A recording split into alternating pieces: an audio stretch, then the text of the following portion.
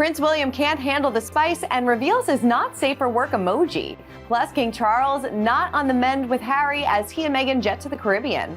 Plus, fashion stylist Miranda gives us her tips on how to dress like a royal for the fall. It's your outfit topper, it's your statement maker, and it's the first impression, really, that you're going to make when you're meeting someone. We've got that plus so much more in today's Royally Yes. Hey everyone, Christina Garibaldi here with Christine Russ, and welcome to another big week of royal news. Christine, lots going on this week. Got some interesting. I mean, we say that every week, but good stuff. All right, before we get into it, let's see what you guys had to say about last week's show. Geraldine says Prince William and Kate and the kids and the royal family are amazing. And I think the royal family won the war with Harry and Meghan long ago, and Harry and Meghan have been sinking ever since. That's no surprise. We kind of get these comments all the time, but yes, Kate and William seem to be thriving at the moment. And another user says, we love seeing Prince William and Princess Catherine. They both are winners in my book. Yes, lots going on with William and Catherine this week. And so let's get right into our news.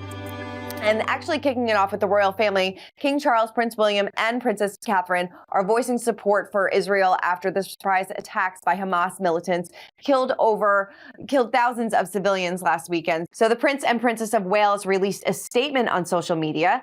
And it is the first time the couple have spoken out about the October 7th attack. And so a spokesperson for the Prince and Princess of Wales said, the Prince and Princess of Wales are profoundly distressed by the devastating events that have unfolded in the past days. The horrors inflicted by Hamas terrorist attack upon Israel are appalling. They utterly condemn them. So they spoke out. King Charles also spoke out, as well as the Duke and Duchess of Sussex, condemning these attacks. It's absolutely horrific what is going on over there. And we know that Prince William was in Israel not too long ago. Yeah, this is a really interesting story from the royal family, because it wasn't necessarily a given that they would release a statement. We haven't seen a lot of statements from other royal households, but I think because the British royal family has relationships with key characters, key players in this horrific incident, and as it unfolds, it's so difficult to watch. And I think the Prince and Princess of Wales, their statement was really the most strongly worded. So I think they were the ones to say, we have to say something. We have to make it clear that we support these people and this is how we feel. Yeah, definitely. All right. Well, our hearts and prayers go out to everybody affected. It's really, just like we said, horrific. And it's nice that they are speaking out and lending their support. All right, well, let's switch gears a little bit and lighten the mood a little bit, because Prince William and Princess Catherine were asked to share their most used emojis. And one of them gave a surprising, not safe for work answer. So Prince William said it would have been the aubergine emoji that he uses quite often. And he says it's where the eyes go up and down and the mouth's out. What's that one? The slightly crazy one. So aubergine, for those readers unfamiliar, is in fact the British word for saying eggplant. So Kate, meanwhile, had no difficulty coming up with a family-friendly answer, saying mine's probably going to be the heart, and then the crying emoji and the hysterical laughing emoji. But I love that, Prince William's always sending the eggplant emoji. After he asked who's pinching his bum during a photo, I mean, he's letting loose. As someone has said, go on, William. Give us some laughs. Also, this all happened during their BBC One interview last week, and he also talked about Kate's cooking. And Kate asked William if he'll be cooking her dinner while answering fans' questions. He said, no, I think probably a curry, won't it? He asked his wife, jokingly assuming that she would be the one to prepare the meal instead. She laughed with William, and she confirmed that the family would most likely be eating curry or teriyaki salmon. She also explained that while she has a tolerance for spice, William does not. He admitted, I can't do too much spice. I start sweating. It's not attractive. Kate has to bring it in because otherwise I get too sweaty. It's not a nice sight. I love, and then she also added that she likes to give him extra spice on his dish after giving William his. I just love that we're getting these little tidbits into their personal life. I know. Imagine the kitchen or like the dinner table back at Adelaide Cottage. It's so surreal to think about. Kate does say she loves lots of cilantro and lots of spice, and William's like, no, none of that for me. So it's so funny. It's so normal, isn't it? Like we all have disagreements with our partner over what tastes good or what seasonings to use. And it's these little down to earth moments that are just so charming. We'd love to see it. Love to see it. Well, we talked about Meghan and Harry's big Archwell conversation around mental health day last week, but we have a little bit more insight on what exactly they talked about. And Prince Harry said that he has a lot of worries about raising their two children in a social media driven world. Meghan explained that the couple's Archwell Foundation has been working to better highlight the negative effects that come with social media for children. She said, "I feel fortunate that our children are at an age, again, quite young, so this isn't in our immediate future." She added that she's also been given a lot of hope based on the progress the Archwell Foundation has made in the last year at giving a voice to the families hurt by social media toxicity. Harry agreed with Meghan, telling attendees, "I think for us, or myself and my wife, with kids growing up in the digital age, for us, it's a priority. Here it is to turn pain into purpose." I mean, you and I both with young kids, I know that this is something that keeps me up at night, is growing up in this digital media age and having to deal with, what goes on behind the scenes when you can't monitor everything that's going on. And it really becomes a toxic environment. Yeah, Harry's really, he's really done a lot of work in social media reforms, bullying on social media. Goodness knows Meghan and Harry are familiar with that concept. And I think putting it under the scope of, we maybe can survive it as adults, although a lot of people don't. Thinking about children having to grow up in that environment really pushes you to push for that reform. It seems like after their trip to New York City, they are now enjoying some downtime in the Caribbean. They were spotted on a very exclusive island in the Caribbean, just kind of soaking in the sun and having a little mom-dad time. Yeah, it was really, there's sort of photos popping up online of them having sort of a leisurely romantic stroll. And again, it's, they try and lead such a private life, but we still see them from time to time, which is kind of nice. Kind of nice. All right, well, let's spill some royal tea. And Carson Daly was worried about royal protocol when he was talking to Harry and Meghan, and he didn't know whether or not, how to greet them. So, of course, he moderated a discussion with the Duchess of Sussex and Prince Harry during their Archwell Foundation Summit, and he raved about it during his time on the Today Show. He recalled the Sussexes being so great, and he said he didn't know whether to curtsy or hug, what's the royal rules and whatnot. And Meghan said, bring it in with a big hug. So, I mean, they're not working royals, so you don't really have to, I guess, treat them exactly like you would if you came across the Prince and Princess of Wales. But I like that Meghan kind of eased everybody's maybe fear and just kind of brought it in for a hug.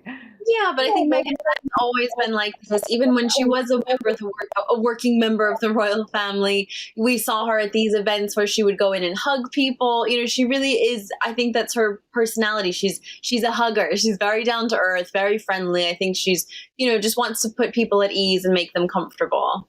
Definitely. Well, we've been talking about Suits, I feel like every single week.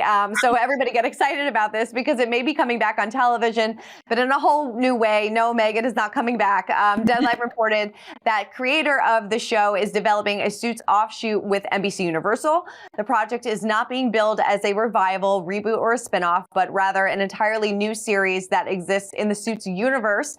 Thus, it will feature new characters, a new cast, and be set in a different location than the original series. So just probably a show about lawyers. So. Yeah, I mean, clearly it's doing well since it's hit Netflix, because all we hear about is Suits. Every week we have a new story. This will be really interesting. I'm sure people will really love it because people really love watching Suits. Yeah. But yeah, no Meghan. I don't think she's going to make any guest appearances. I don't think so. No, I don't think so. But I'm sure in a couple of weeks, everybody will be binging The Crown because that's coming back on Netflix. And I know that there were some new photos that were released from the show as well. So very exciting. It's definitely going to be a good season, final season too. So another week, another story about King Charles not mending fences with Prince Harry. But so he seemingly tried to extend an olive branch to his younger son in an attempt to make peace.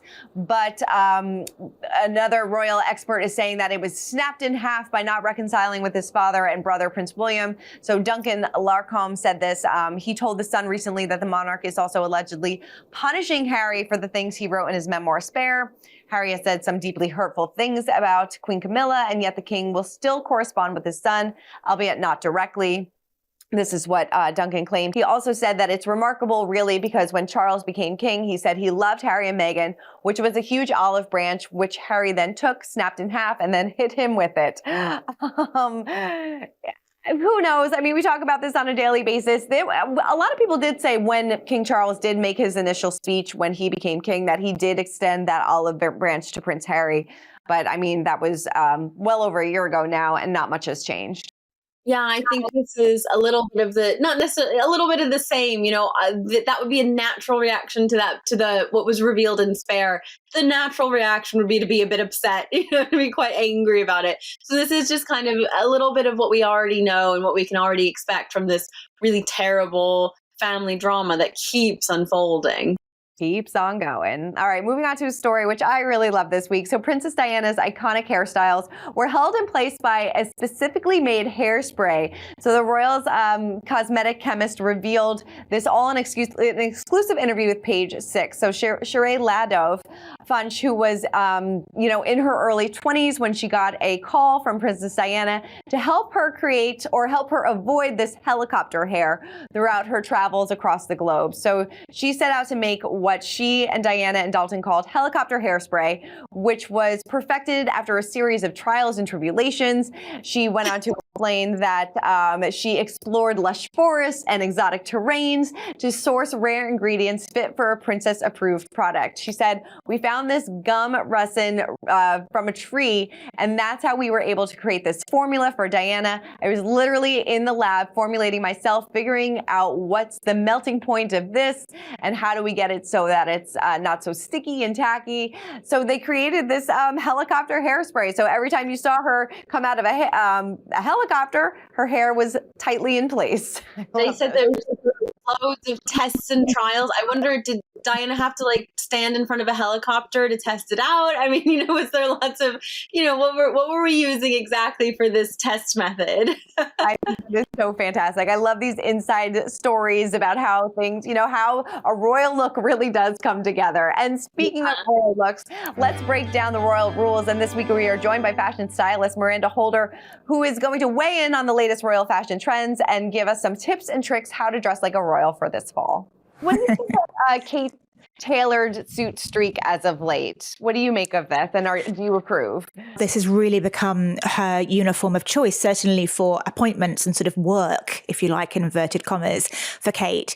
And I think it's sending a message, that the royals understand like no other, apart from perhaps celebrity stylists like myself, the language and the power, the transformative power of clothes. What you wear says 1,000 words before you've even got anywhere near who you're approaching in terms of colour, in terms of cut, how formal it is, how it hangs, etc. So Kate is saying, don't focus so much on my clothes. I am here to do a role. I want to be taken seriously. I am treating this as a proper duty. I am pledging my allegiance to these charities and causes I'm supporting, and I am your future queen, and I'm doing the best I can. You said that you wanted to see Meghan have a full rebrand of her style. Do you feel like she has done that in the months since? No, I don't actually. I don't. I think she's gone back to who she is, again, talking about her essence. I think naturally Meghan feels most comfortable in more relaxed, casual clothing. It's almost symptomatic of the countries they come from. Here in the UK, we're a little bit more uptight and stuffy, let's face it, traditional. And in the US, it's more free, it's the land of opportunity and you can get away with a lot more. So I think that's reflected with their clothing. But in answer to your question, no, Meghan's just gone back, I think, really to her sort of California roots. She still looks glamorous. She's probably got some more expensive pieces in there. She's probably got a bit more money now. I think she's weaving in more designer heavyweights into her wardrobe, but her actual style signature has just gone back to who Meghan really is. If us at home want to experiment and, maybe dress like a royal, what are maybe 3 items that you must have in your closet for the fall, and maybe some do's and don'ts when you want to dress like a royal? Okay. Number 1, it has to be a really sharp coat. Generally, I would say steer away from print and go for block color. They are easier to wear and team with other things, but they can usually look smarter and certainly more classic if you really want to go for that Kate Middleton vibe. Make sure you choose something that complements your body shape. I would definitely say a great suit.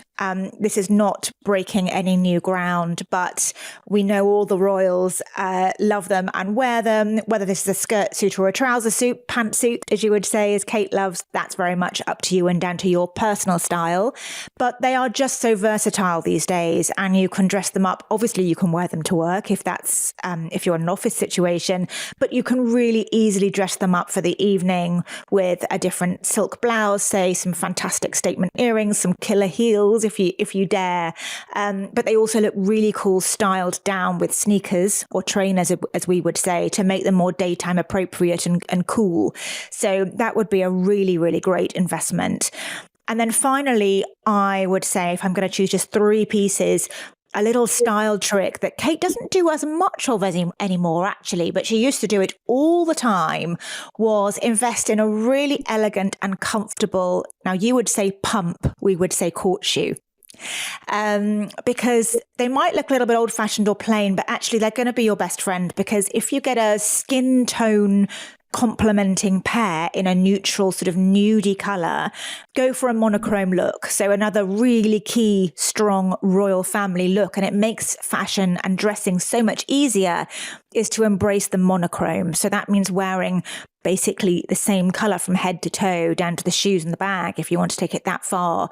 But it's very slimming, it's elongating, it's also a very striking way to dress. So if you want to be remembered and make a real impression, wearing monochrome is brilliant. And it also takes all the decision fatigue out of getting dressed in the morning, because you're just picking a red top and some red trousers and you're good to go.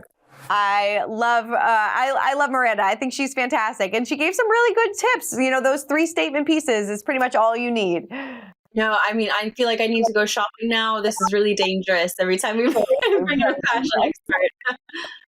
All right, let's wrap it up with our pint-sized palace. And Prince William and Prince George travel to France to support Wales in the Rugby World Cup on October 14th. The Prince of Wales and Prince George were twinning in their navy suits with red ties to support the Welsh team. And William opted for a white shirt while his son opted for a light blue button-down. Unfortunately, their father-son outing didn't result in a victory, but we love seeing the two of them together. They visited the players in the locker room after the game to share their condolences after the loss, but I'm sure that definitely uplifted the players' spirits. I think so. This was really special. I love that Prince George was there. And if you watch footage from when they are meeting the players, Prince George, it's so cute. He's shaking hands, he's making eye contact, he's actually having a conversation with them. You know, it's really, really amazing. But they're raising a future king. You know, it has to be a little bit different. He must, you know, have different expectations. He can't sort of be shy and hiding behind his dad at these sorts of events. So it was really great to see them together, and great to see George kind of stepping into this role. Yeah, you're right. And I mean, he's 10. He's slowly stepping into this role and going along on more outings and things like that. So I'm sure we'll see more of George in the upcoming weeks. All right. Well, Christine, thank you so much as always. And that wraps up this week's episode of Royally Us. Keep commenting, keep subscribing, and we'll see you guys next week. For more news, content, and exclusive interviews, make sure to hit the sub, like, and bell button down below and visit usmagazine.com.